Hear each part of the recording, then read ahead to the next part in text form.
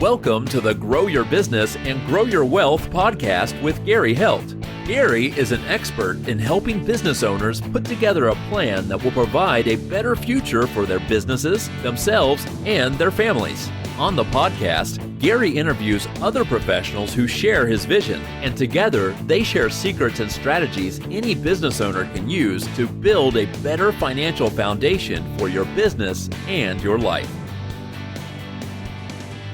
Welcome back to the podcast, and today our guest is Sundance Brennan, who is the Branch VP of Training and Sales for American Financial Network. Welcome. Thank you. Thank you very much for having me today, Gary. Appreciate it. So, Sundance, tell us what made you get into the career of mortgages? Well, I think the key word there is really career. So when I got into mortgages originally, it was just a job. Between you, me, your audience, and a few fence posts, it was really just a job that I took to pay the bills initially.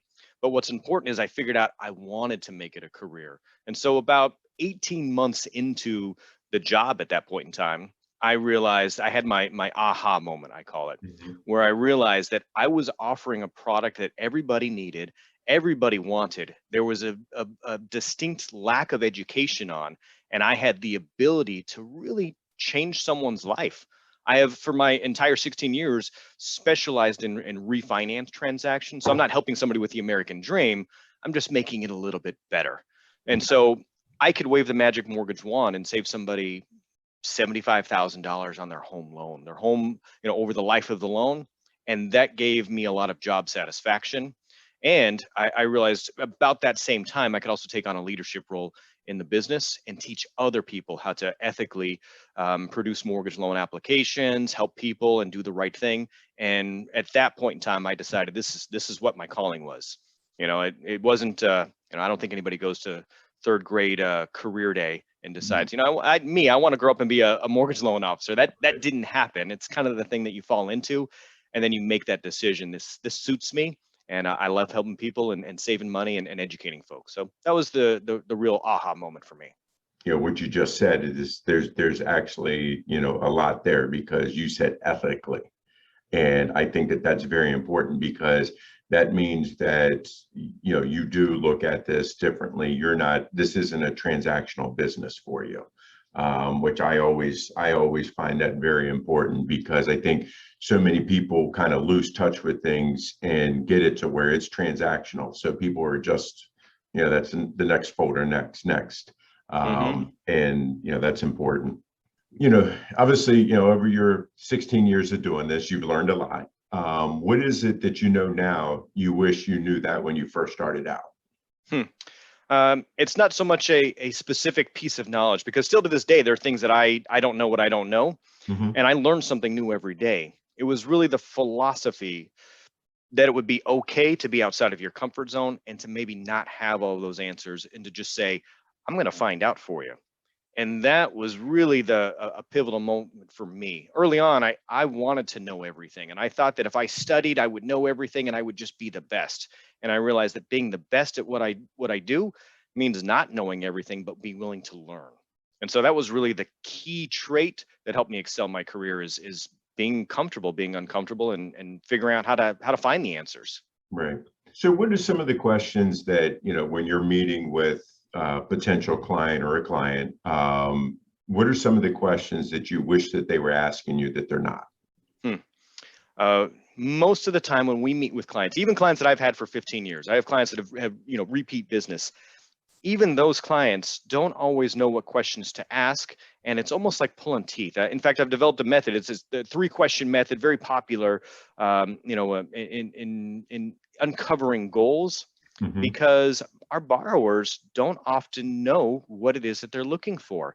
And it comes from not having a plan. They don't incorporate maybe their mortgage as well as they should. With some of your other guests on the show, insurance professionals, estate planning, financial advisors, really your mortgage and debt and credit planning should be part of that overall plan. And so I end up having to ask questions about what their real goals are. And so if customers could ask me, hey, this is my goal, how could you accomplish that? If they knew what their goal was ahead of time, if they just jotted down a few ideas, it would help me help them immensely, versus trying to kind of guess, all right, do you want to retire? Do you want to have the best cash flow when you retire? Or when you retire, do you want to have this paid off? Do we want to, you have a free and clear home for your inheritance, or do you want to have it leveraged? What's better for you tax wise? Those types of issues come up on a regular basis. And borrowers just don't know to ask those questions, and maybe they don't have those plans yet. So I have to help them along. Yeah, I think sometimes people get to where, oh, the rates are low, let me refinance. And then it's kind of like, well, hang on, so it's fine that you want to refinance, but there's a cost to refinancing that you need to take into consideration. But then also, how much time do you want to refinance over? Because some people, oh, it's saving me so much money. It's like, yeah, well, that's because it stretched it back out to 30 years when, you're down to like 18. Right. Why would you want to go all the way back? So there's definitely, things in there where, like you're saying, if you're not asking the question, then how is somebody going to know? So what are some of the biggest concerns or fears that, when you're meeting with these clients that they have? So the mortgage industry still has sort of a bad reputation, and very often clients are still scared, even when they speak to a professional like me. And I'm well recognized. I'm easy to find on the internet. I've been around for a long period of time, but they're still scared if they've been referred over, even sometimes, that we're the big bad wolf. And so the mortgage folks are trying to get one over on them, so to speak. But there's a lot of regulations. There's a lot of rules in place now. I just pulled up the Fannie Mae regulations. Every day I have to learn something new, right? And the Fannie Mae regulations alone are 1,200 pages long. So I haven't memorized all 1,200 pages. All right, don't tell my clients that, but I haven't memorized all 1,200 pages yet, right? And that's just Fannie Mae and Freddie Mac and FHA and VA and USDA, and the list goes on and on. So there's an immense amount of regulation that goes into place. Plus, there's no more price gouging. Your loan officer likely makes the same amount of money regardless of what interest rate you choose. We can't make more money because we steer you towards a particular interest rate. So now the rules, the regulations are in place so that if we make a recommendation to you, it's because we truly believe that's the best option for you. And that is sometimes hard to understand for borrowers, even seasoned borrowers that have been around for a long time and have multiple transactions. There's still this misconception that they may make more money if they give me a worse loan type of a deal. And that just isn't the case anymore. There's a level playing field, and hopefully I've trained enough people over my years that there's enough ethical salespeople out there that are really trying to give you the best loan possible. So what are some of the common mistakes that you see people make when it comes to mortgages? Well, we mentioned earlier about their plan, and a lot of folks just fail to think that far ahead. And so they see an ad on the TV or a flyer or something, and I could tell you before the phone rings, before I pick up my headset, that the person at the other end of the line wants to lower their interest rate and they want to save money. What they don't realize is how many different ways there are to do those things. So I have to ask those questions. Like you mentioned earlier, somebody has only 18 years left on their mortgage. Do I really want to spread them out for 30 years? How long are they going to own this house? There's a cost associated with that. What is their recoup time? If I save them $100, but their costs are $5,000, are they going to keep the loan, 4 years and 2 months to recoup those costs? If they're not, if they're planning to sell the house in 2 years, well, then you don't want that type of loan. You need something else. And I may make a recommendation to a 15-year mortgage for you with a zero cost option for you. So when you sell that house in a couple of years, you'll have more equity. And so those are the kinds of questions that I have to ask and really kind of help a customer define what their goal is, and maybe what it should be. And we have to nudge them along. I call it, the sales nudge. If I figure out what their goal is, I can nudge them in what I feel is the best direction for them for their best interest there. Right. I mean, obviously, a lot of this is driven off of credit score and things like that. Obviously, you see the ads out there about the credit repair companies and things like that, just like I do with the people that are going to, give you pennies on the dollar to settle your tax debt and stuff like that. Right. Are these credit companies that are saying they'll help you repair your credit? Is it just all hogwash? Is it really there? Are they really there? Can they really help somebody? Or is it better to work with a professional like you to help them, build their credit back up? So there is a proliferation of these companies that will do credit repair or some kind of a boost, and you see a lot of these ads. Now, most mortgage professionals will have a trusted partner if they won't do it themselves. And Okay. so I would definitely recommend you speak to a professional. And then if they recommend or have a partner that they've worked with over a period of time, it depends on the specifics of the credit situation and what the damage is. But I have somebody that I've worked with for 7-8 years, and consistently I've sent folks over to them, they refer them, and they rehabilitate their credit. They give pointers, they give tips. They don't just go in and blanketly dispute items that are factual. They give you real guidance on how to improve your FICO score.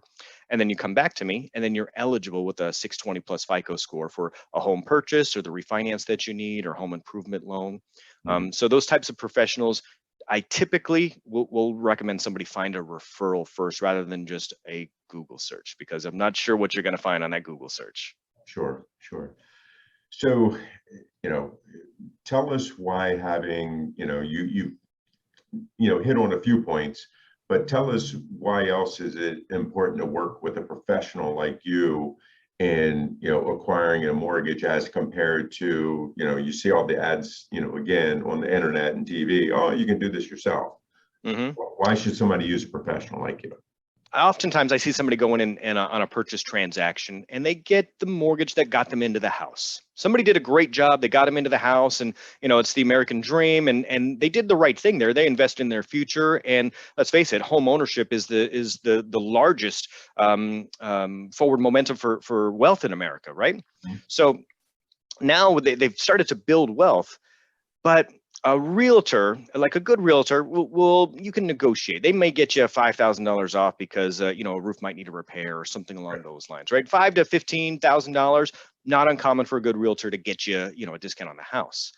But sometimes, and very often, actually, I see the borrower, the client, ask the wrong questions of their mortgage provider. Now, a good loan officer, they might get you that $350,000 house over the life of the loan. I hope your watchers are sitting down. It might cost them $650,000 over 30 years. Mm-hmm. $350,000 house could cost you $650 by the time it's all said and done, right? A good loan officer may reduce that to $550,000.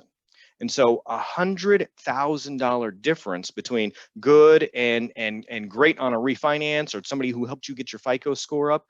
And I'm not just talking about on the low end. We consistently do this for people who are on the high end of the spectrum too. So let's say you've got a 724 FICO score, Gary. That's a pretty good score. That's in the high end. But I have a lower interest rate available for someone over or 740.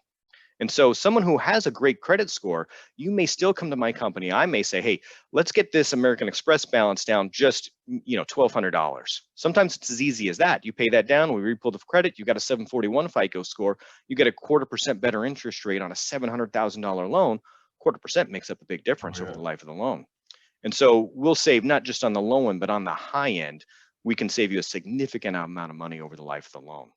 And so those are the kinds of small differences that someone who is relatively new or inexperienced versus someone who's got a lot of experience and had the proper training. So I know that you do some sales coaching and things like that. Are you only doing that with mortgage people, or are you doing that with other professionals? No. So my experience prior to mortgages, actually, I have a lot of experience in car sales is how I actually started out.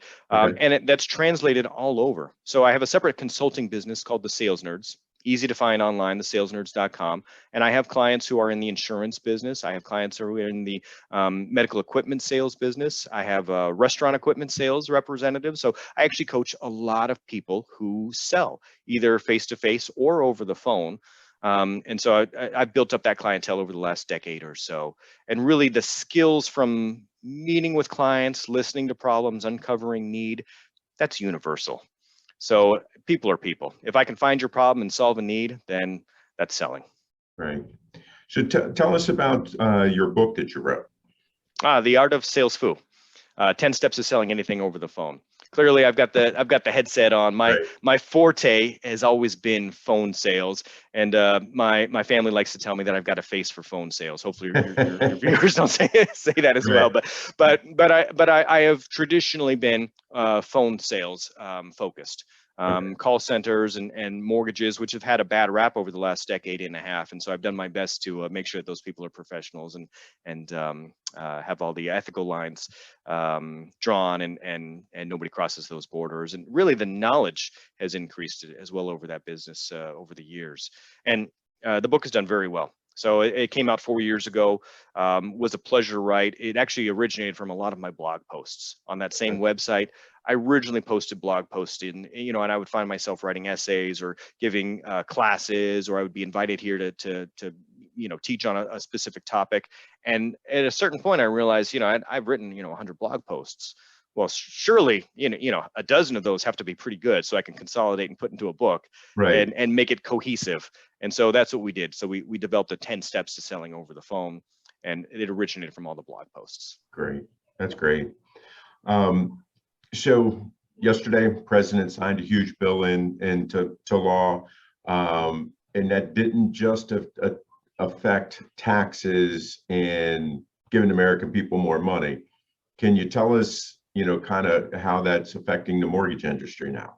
Sure. $1.9 trillion they signed for. Now, it's not like we have that $1.9 trillion just sitting in America's back pocket, right? So there are real fears of inflation.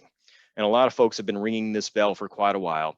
And if I had a crystal ball, Gary, like I wouldn't be here. I'd be sitting on the beach in Right. the Bahamas somewhere. But there are a lot of folks with a real fear that inflation is going to happen, and that could increase interest rates pretty significantly, pretty quickly. And there's a lot of wheels in motion regarding that. Now, they could do something like, pledge to buy mortgage-backed securities. Basically, the government could continue to subsidize the mortgage market, but they haven't shown signs of doing that. In fact, they've shown signs of retreating from the mortgage market. So they have increasingly decided that, hey, these mortgage-backed securities are going to go back to the private sector. In fact, news came out yesterday about Fannie Mae deciding that for second homes and investment homes, they no longer want to bundle as much of those into the government portion of their bonds. So the private market is going to have to step in, and the private market is going to want a higher rate of return, which means higher interest rates. So there's a couple of things here that are driving interest rates up that we're really afraid of. We're afraid of inflation.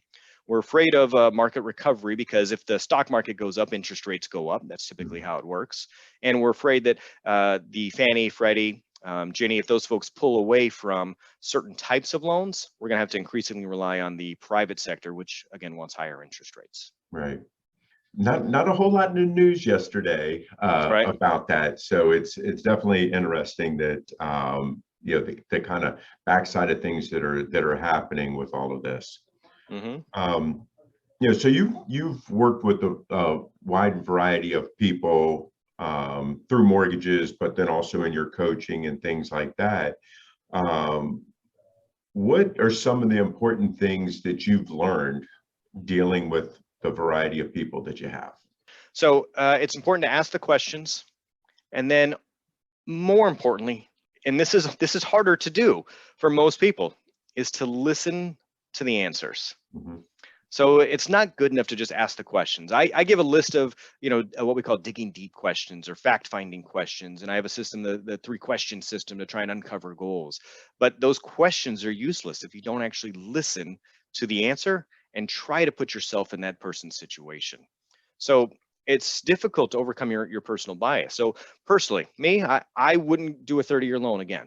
I would do a 15-year loan. I feel like you'll save a lot of money in the long term. I'm not too worried about the cash flow. I would much rather buy less property for a 15-year term on my primary residence if I'm going to buy a new primary right now. Sure. An investment home, I want to manage cash flow. I'll get a 30-year term, and I want the lowest monthly payment possible.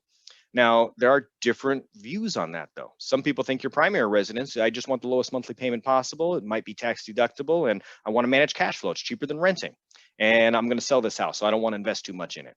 I'm going to let the appreciation, do its work for me.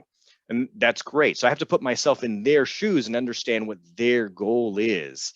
And so I can't recommend a 15-year to that person because their goal is different than mine. And Right. so being able to listen and put yourself in someone else's shoes and be able to make a recommendation that's best for them is probably the most important skill that you have. And a lot of sales representatives in any business have difficult time changing their perspective to match their clients. And so listening is probably the most important skill that we have in our business. So what are some of the biggest challenges that you're facing right now with, obviously, Fannie and Freddie making that change is going to affect you. The pandemic is affecting you. What else is happening right now that is affecting your business? So we are significantly worried about forbearances, obviously. Loss mitigation is a real issue in our business. I've been in it long enough. I remember the last wave, Right. 08, 9, 10. It was a significant issue then, and we had to repackage a lot of loans and fix them up and send them out. And then that sort of rolls downhill. If tenants not paying rent, investment properties, cash flow becomes an issue then, and that strains the system. And again, interest rates rise. So it all kind of goes back to urgency in the markets right now. We are at a pivotal point right now, and I'm not sure which way it's going to break. I have an inkling that we'll see interest rates kind of stay where they are for the next 4 months, 5 months before the market starts to really heat up and we kind of supercharge the economy. Once stimulus money hits in and we Right. see some of these funds kind of, there's a lagging indicator there. So 5 months, I think we've probably got a window to lock in your interest rates, because after that, I'm worried about inflation. I'm worried about the downhill trending for forbearances and those types of transactions. Even foreclosures maybe down the road. We're trying to avoid those situations, but that could impact the market and raise interest rates. Right. And then we're also worried about the Fed pulling out of the market and relying more on private investors. So from my perspective, it's client awareness of the market and urgency. Now, 5 months may seem like a long time to a lot of folks. I've got 4 more months to go ahead and lock in my interest rates. But like I said earlier, if I had a crystal ball, I'd be a millionaire right now, and Right. I'd be retired somewhere. And so, if what I'm offering today is better than what you already have, just take it. Right. Don't try and watch the market. It's like catching a falling knife. Like, I don't know when the lowest state's going to be in the next 5 months, but it might be today. It's not worth the risk. Just take the money and go with it. Right. So what questions have I not asked you that you wish I had? Whether or not today is the best day in the history of mortgages to lock in an interest rate. I wake up every day and I tell myself this. So for the last 15, 16 years, I literally tell myself today is the best day in the history of mortgages to lock into an interest rate, because of what I just told you, because I'm not sure when the best day really is. Right. But there's no time like the present. And I really think of it almost like I'm going to Vegas.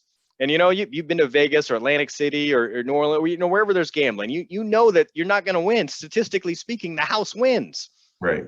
And so it's the same thing when you're playing with the mortgage market. If you're at the table playing cards or whatever, the dice or whatever it is, and you have a chip stack in your favor, which essentially the market is right now. If you call me and I can save you money, that's your chip stack. If you stay at the table too long, you're likely to lose. The house will win again. And in this case, if the house wins, your house actually loses, right? Because we're talking about your home. Right. So get up from the table, step away, cash in your chips. And today really is the most important day in the history of mortgages. If we save you money today, then today is the most important day. Urgency is key, and I can't express that enough. Right. So if our audience likes what they hear and they want to talk to you, if it's either about mortgages or about your sales coaching or anything like that, how can they reach out to you? Well, Gary, I've been blessed with an easy to remember name, and it's very recognizable. A quick Google search will probably put you in touch with me. But the easiest way is probably to find me on LinkedIn. I've got a wide audience there on LinkedIn, easy to follow me or connect with me there. Also, you can send me a direct email. It's my first initial last name. Hopefully you've got it in the description down below, sbrennan, Brennan, @afncorp.com. Send me an email. I'm incredibly fast to reply via email or LinkedIn if you find me on there and you're able to send me a direct message. Great.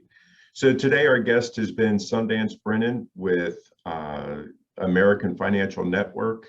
We really appreciate your time today. Gary, I appreciate you having me here. Thanks. This show has been produced by Market Domination, LLC. To discover how you can have your own show completely done for you and turn it into a real published book and become the authority in your marketplace, go to www.marketdominationllc.com/podcast offer.